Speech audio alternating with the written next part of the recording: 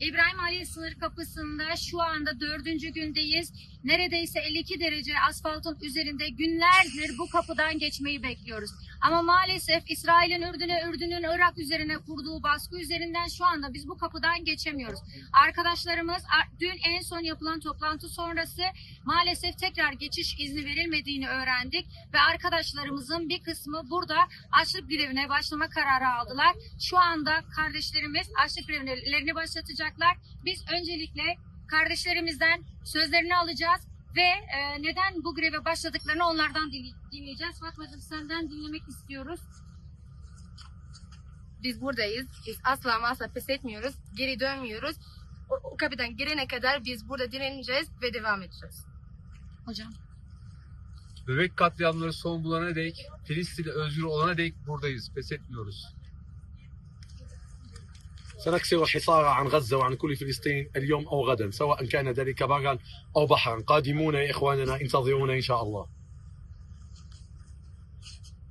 Non riusciamo a fare valere i nostri diritti sia come cittadini e cittadine sia come convoglio umanitario e iniziamo con oggi lo sciopero della fame. Olmamız gereken yerdeyiz, buradayız. Filistin'de hayat durmuşken biz de hayatımıza devam etmiyoruz. Filistin'in özgürlüğü için kapıları açın. Hasbinallahu ve ni'mel vekil. Bu yolun sonunda ya vuslat var ya zafer. Gazze 3 yıldır aç. Biz burada aç kalmışız çok mu? مش مواصلوا حتى نكسر الحصار على غزة جو هذا ما يعني حتى لحق إخواننا في غزة زاد جيعانين. Bulunana kadar her zaman burada bekleyeceğiz ve pes etmeyeceğiz. Sonuna kadar devam edeceğiz. أطفال غزة في القلب لن ننساكم سنفعل ما نستطيع حتى نأتي إليكم أنتم دائما في القلب. Evet, şu anda arkadaşlarımızı dinlediniz. Bu konuda kararlılar.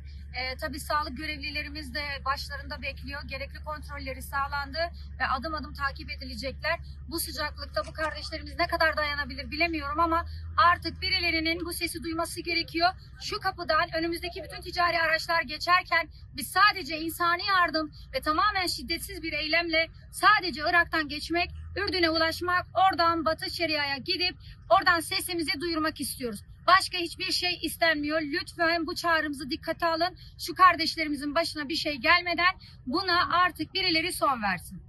Kaç kişi açık greve giriyor? Şu anda 11 kişiyle başladık ama akın akın geliyorlar. Bizim kardeşlerimiz biz de varız, biz de açlık grevine başlıyoruz diyorlar. Dolayısıyla sayı artacaktır, emin olun.